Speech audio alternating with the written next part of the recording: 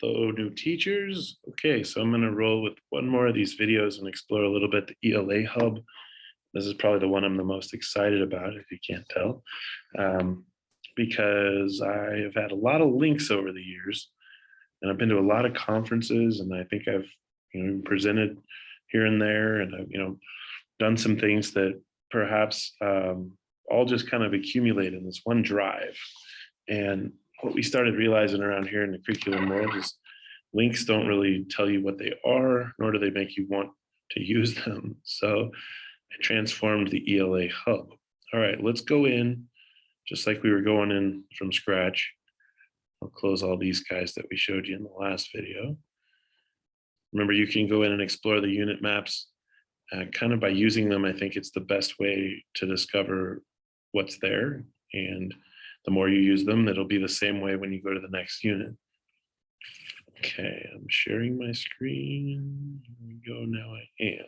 All right. So I'm in, just like we went in, launched Google Chrome. This is what pops up. Really wants to keep announcing about the enrollment fair. Remember, we don't have to go this path, but you can go in through staff right there and get to some great stuff that'll help support you as a staff member. But if I go into Academic Resource Hub, very top tab there, and then when you open it, it's called the KCPS Resource Hub. And then even to make it more hub-like, I made another hub inside the hub. And to get there, you just click this ELA button. Instead of the grade level numbers, you just click the ELA button that's up there.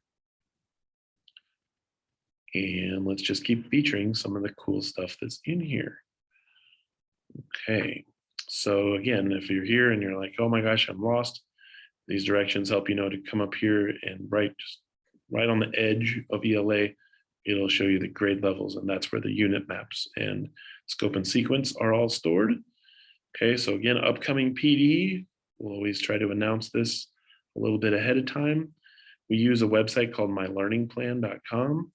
So really, if you just type in My Learning Plan, you'll find a way to get there.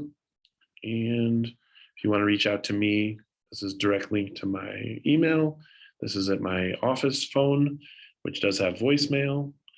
But again, probably the most likely way to get a response the soonest is an email, because that's going around with me in my pocket, just modern everywhere we go.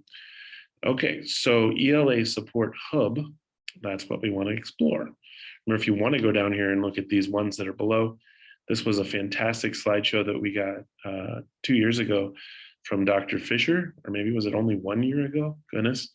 But anyway, there's a lot of great slides in there that could help you kind of frame the process of close reading and also help you understand the gradual way that language builds. And really, like, some fantastic points. The point of comprehension instruction isn't comprehension, it's to do something with the knowledge gained. So I still take moments to go back and remember those things that he put in there and offered his slides up to our district, and he did an awesome presentation with it. So he's also one of the coordinated authors with StudySync.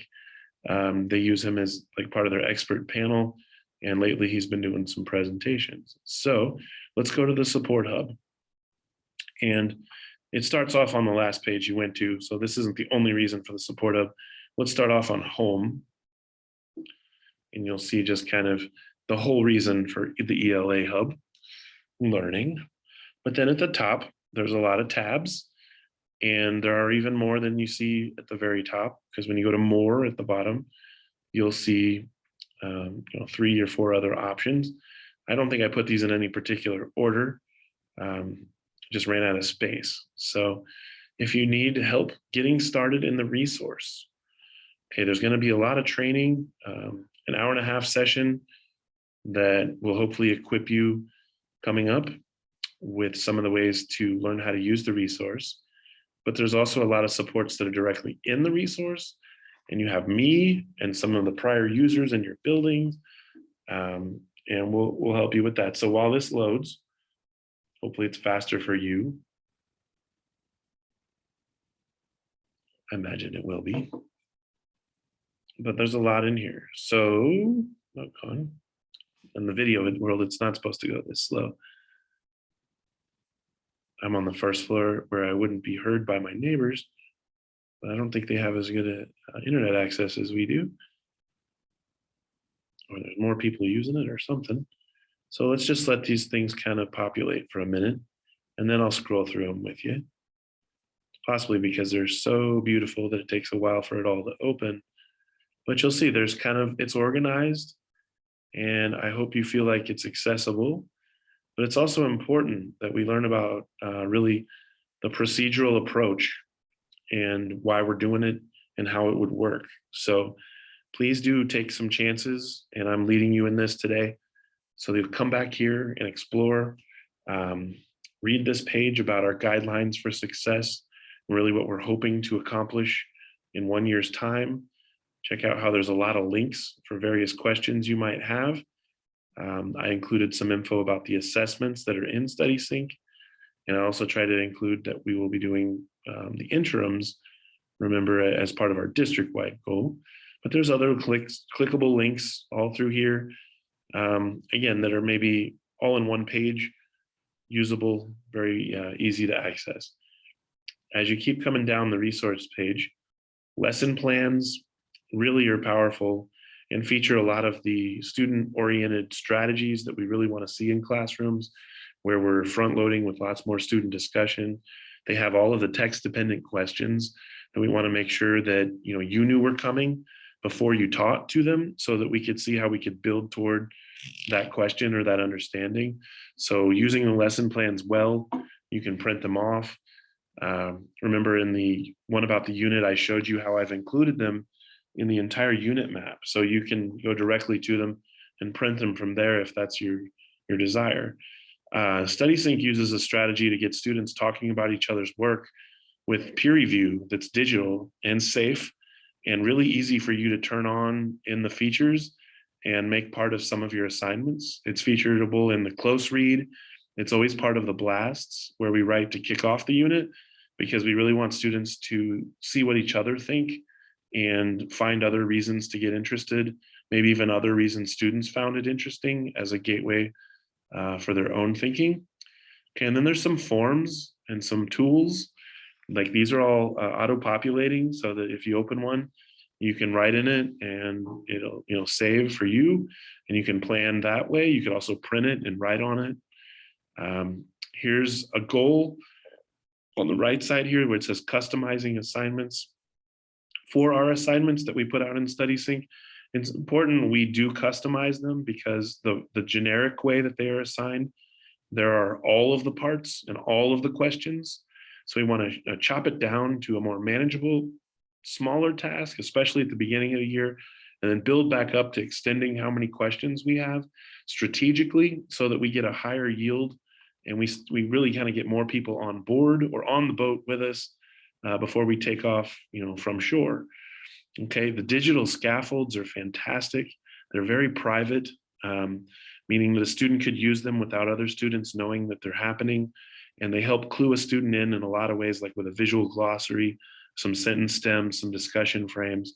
So please do watch that video. It's small and it gives you a whole picture of what we really want to feature as a way to support our students in English learning. Okay, also talks about if you're a co-teacher in this video, there's a feature where you can share the same assignments with a click of a button with that co-teacher, and that you can see in each other's grade books, each other's students. So if you need to know how to do that, that's in that video, and I'd gladly show you myself. Here are some of the ELL resources that are featured and why, and how they belong in the flow of the lessons that we're using. This is also about the grade book. And I will tell you, the grade book is powerful in StudySync in that all of the assignments are coded in their standards. So all assignments are standard aligned. And whether you're not even sure or not, the grade book is, when you look back to see which standards you need more work on. So the more you put in the grade book in StudySync, the more you get students turning things in, the more data you have, and the more you can act on it. So please do spotlight skills. They're fantastic. Another small task you could do when you pull small groups. This is so that you don't have to make up another assignment every time you need a standards driven lesson. It has a different reading than the first time we did it. And again, different questions to assess the standard. The StudySync library has much more options for students, so they could go home and be readers too, and maybe find ways for teachers to include choice in our classrooms. If you're looking for how do I go back and search and teach a certain standard, that's a feature you can look into. What do I do and how do I reteach lessons? Can I teach a couple novels in the middle school? Really, the goal would be maybe 2 maximum throughout the year. And these would replace the thematic unit, and you would do it in the same way where you taught the same skills and the same skill lessons, but instead of reading the smaller chunked text, you would really work on reading an entire novel. And then there's a high school path for that same plan. Grammar instruction is included inside of the writing tasks. So each writing task and each unit specifically tries to focus on areas of punctuation, parallel structure, various ideas like that. So teaching it embedded in students' writing is much more productive and likely to be retained than teaching it divorced from their own writing. Here's a video about how they do assessments and how they work. Here's how you get ready if you're trying to prep for a lesson. Here's a little guide about the blended that's in learning and the 3 models of blended learning. Really neat to think about how you could use print, digital, different elements to keep kids intrigued and interested. And so that's a really great document with some videos inside. If you need to get started and have never used StudySync before, then you could use this document to help your students. The same way is that this is the getting started student guide. So it might be something that you send home in a digital way or put in your Google Classroom. This is a planning document for you. So if you're going to start to think what parts you're going to do when you lead the lesson, what parts you're going to do when the students are online, what parts you're going to do when the students are offline. All right, lots of great material to help you think about your goal. And like I said, it's all here in this one place. You can connect this resource directly to Google Classroom. So if you start your year off with Google Classroom, it's a really easy way to make the move over to StudySync because all your students are already in your Google Classroom, and all you have to do is post a link and they can find their way in and then go through the login process. I made these videos at the bottom. You'll see my head in the top corner there. And they are to potentially address some of the frequently asked questions. They're not super long like this video is, so they're chunked. And then even if you want to watch more things about getting ready for some of the other digital formats that we use Illuminate for all of our district tests. So I went ahead and included that at the bottom as the maybe the 2 most likely things that you would need the support on, a resource support. Newsela is also something that you have access to, but you would access it in Clever, and it would be one of your choices and be able to assign work in Newsela. Your students would again go in through the same way, just through Newsela, and then anything you assigned them would appear in their version of Newsela, and it's pretty simple. So I didn't include as much tutorial material for Newsela. Okay, let's look at this page for close reading. Okay, and again, I included some research-based documents, some sentence stems. There's the presentation from Dr. Fisher, kind of the process to doing close reading, where we start with what's called a first read. We work on a text-based skill lesson, and then we finish the close read process with what we would consider a second or even third reading of the same text. So do look over the protocol and see how familiar are you with that structure. And then some other examples down below in videos to help you process that. Okay, I know there's a lot. Let's see if I can get below this screen a little bit here. Oh, there's some tools in the way. How come they weren't in the way before? Hold on 1 second. Pause for technical challenges. They went away. Okay, so I'm going to go to map test preparation. Remember, a lot of our students, all the way up until their 8th grade, really pursue this same basic test. The 8th grade map is the last time They take the map, then they start taking what's called the EOC, or the end of course exam. And here are the direct documents from our state that talk about how much of what content will be assessed and what percentages. So again, I wanted you to know that from the very start of your teaching journey. I already found, I guess, some of the suggested timelines for how long the tests take for each grade level. These are the 2022 goals. And so check those out if you want to see the stamina that we're really building toward. And then again, here are the released items that you could use throughout the year to practice. You might decide to break them up instead of use them as an entire form, or perhaps your building makes some choices to use them entirely. Do keep the key kind of guarded. That's why I made 2 different documents so they wouldn't be linked. Remember, that could get out there and be kind of damaging to the data of how you're doing. But this is just the paper form. It's also available some other ways digitally. So ask me if you're interested in that. And then this is the writing prompt. That was, again, the released item. These are the passages that they read in doing the released item, the writer's checklist. And then I included, like, here's universal tools, what students get to use and don't get to use when testing. And then these are really neat. I know it's 25 pages, but these are scored samples of how students in the state have done and why they scored a certain way. So that's really powerful for you to have access to.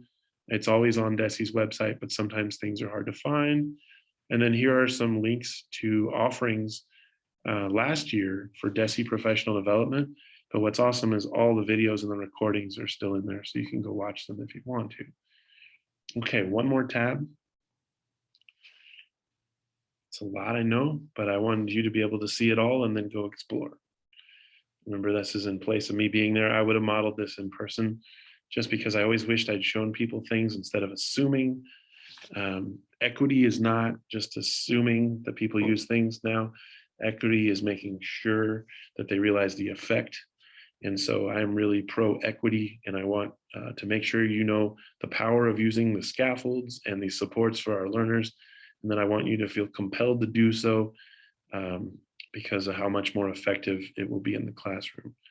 Okay, so this is the 3 Ls. It's another group that I work with and collaborate with, and English learners, and a strategy that we've been working on in our district with some cohort groups and building up. So Marianne Cucciara and Lily Wong are the 2 research experts behind the 3 Ls. And there's a lot of their information in these slides.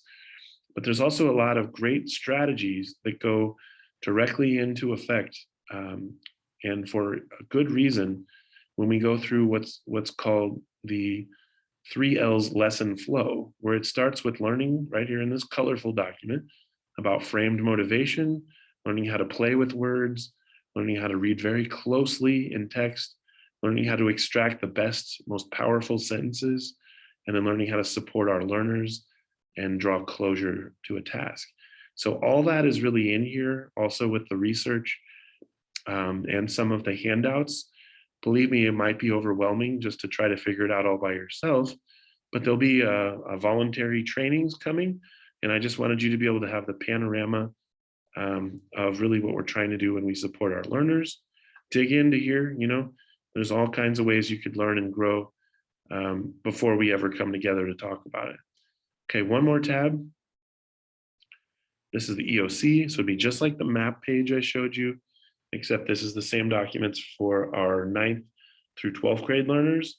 Generally, 9th and 10th graders have the option to take the EOC.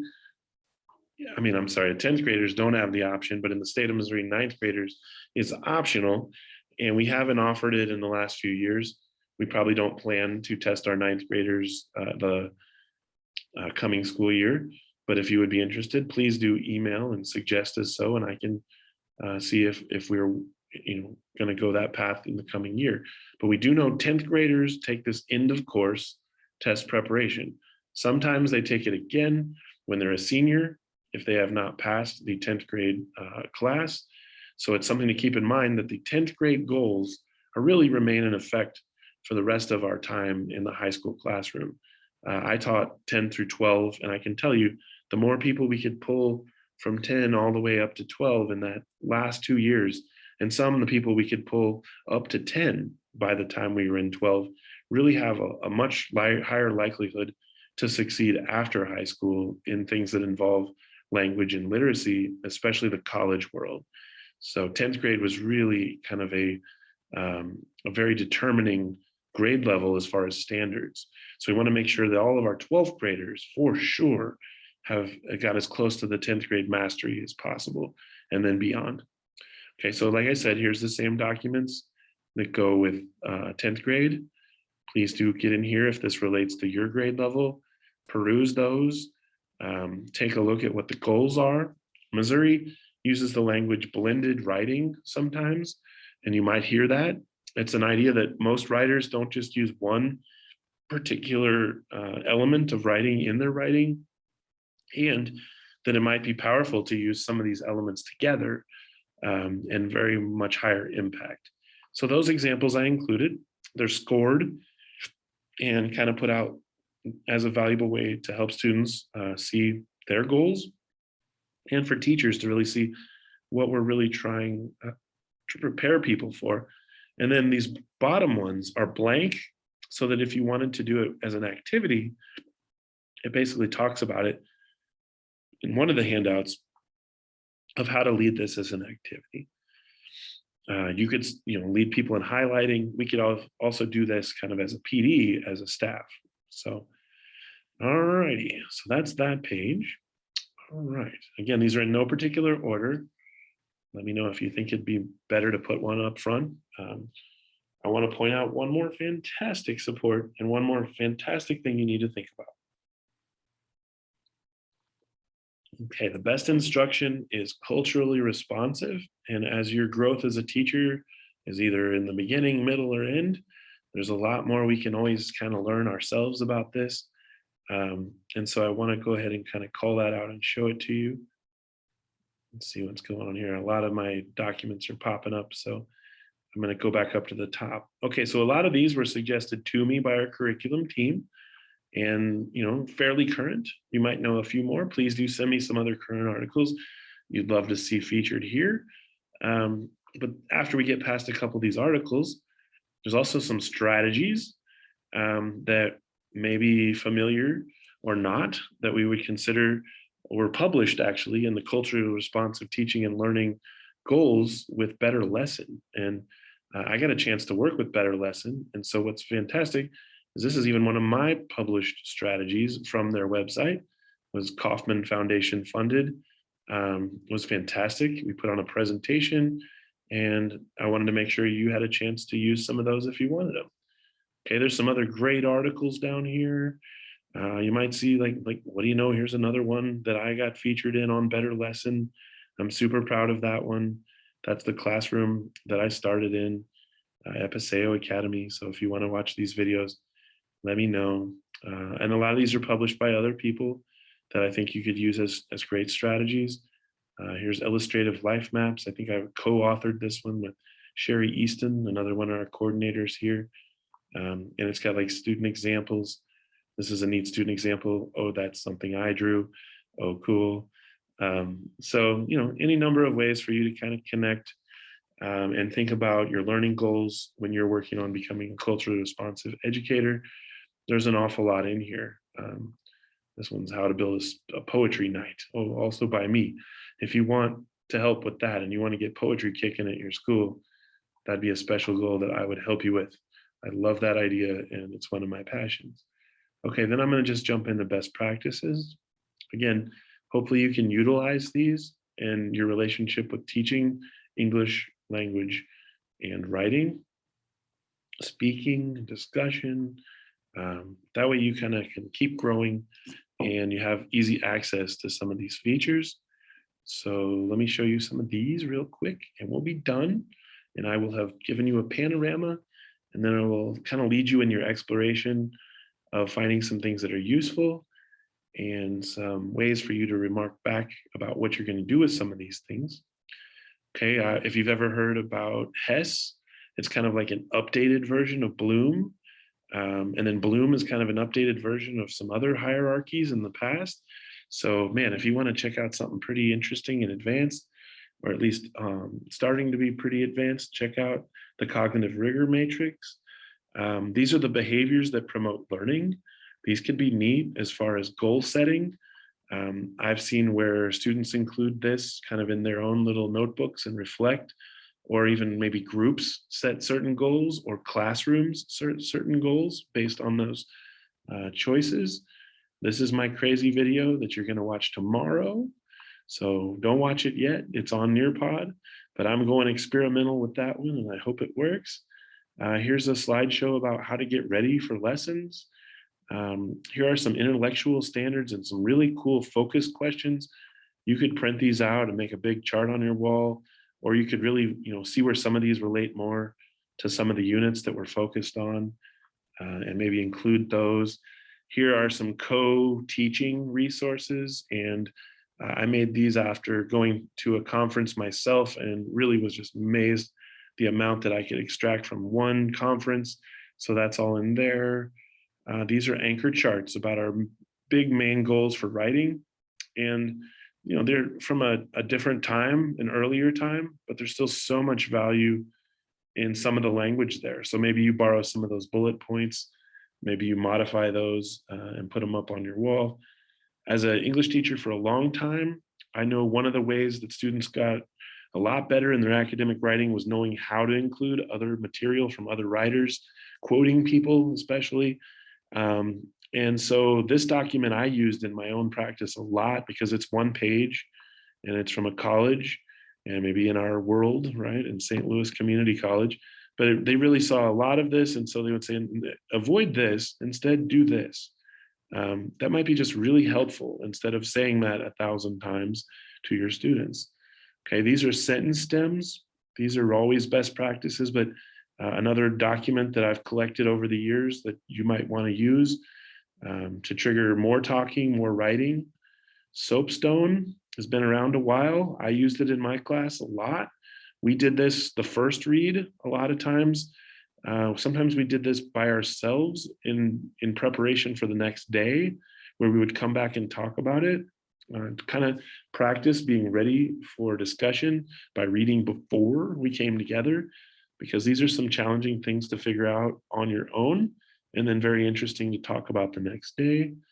Here's a revision strategy called ratiocination, and you use highlighters. This would be after you've done some writing and you want students to process it with each other. Here's a great couple-page document about co-teaching. There's some slideshows about block scheduling. I made these. And so, you can kind of consider what exactly, you're trying to do with this extra time. And hopefully you can see that there's a lot of options in there for you to consider. And let's see, I made this one when I needed help and doing some tutoring. It's a little weird with the beginning, but we talked about doing kind of, quotes in the air, and we all did it together and mimicked this very interesting graphic. And, so you could use this as a way to practice quoting. This is an active reader process where maybe we heard it called like reader response journal, but it's also a very good way to invoke what students are doing while we're reading, or even while they're doing independent reading, so that you could collect a reading log.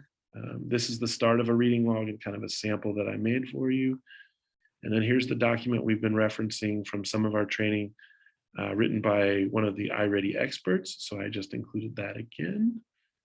Let's see, a couple more. Hang on, we're almost done. Okay, so classroom management. Bet a question that comes up an awful lot as you're coming in the door and becoming a new teacher, whether you've been in this school or it's a new school, because every school and every dynamic's a little different. But instead of really thinking, I guess, reactively, the best thing would be thinking proactively. And that is a concept we could call with like restorative justice practices, or called some other names, but it's basically connect with students before you ever try to do any correction of behavior or even really any instruction. We need to make sure we make the goal forming that connection. So let's see, I put an article in here from Edutopia. But again, a lot of these have come from other people that have sent them my way. But then this packet is fantastic. And I harvested this going to a conference, has lots of great handouts. And if you or your school would be interested in working on even just going through this packet together and learning how to do some of these strategies, here's a great one to work on with your class for early days. Instead of making rules that you put up yourself, we kind of build them together of how we're going to treat each other. These are designed to rotate, so they don't stay up permanently, but come up maybe every couple weeks, and we see how we've done, and we kind of make a new goal, and then we commit in this handout weekly. But maybe that's something you do every 2 weeks. There's handouts about how to structure get to know you circles, how to do some just small ways to show your students that you do value who they are and want to get them talking in your class the most. And so that's really, really something you can do and reference that packet. Okay, and then the finale, I'm the most proud of because I just still love reminiscing. Even sometimes I watch some of these, but during the pandemic, here is a podcast that I created along with Catherine Zeke from Southeast High School. She came on board and I tried to tribute her in my history of the podcast down here. So again, this is the news story from Fox 4 when we got a little attention. I'm wearing the gear in this picture made by this young man, Felix Mall. So I bought that from him, and that's my Paseo representation because they're the Pirates. So some of the videos I feature different outfits, but there are 72. And some of the videos you'll also see Catherine Zeke from Southeast instead of myself as the host. And so a lot of reasons you might use these. Maybe you have older students and they're thinking about their paths. You could use these to kind of discuss some of these discussion questions at the top and lead that discussion based on some other people. It's like Amber right here. She was in my class and we were great debaters to each other. And I'm so excited she is an attorney now. And I remember the power she held then in 10th through 12th grade, and so did other people. And so maybe even watching, her story and her video could be very inspiring. Sasha talks a lot about her own personal health. Her Maisha talks about financial health. Bill talks about like arts and creativity.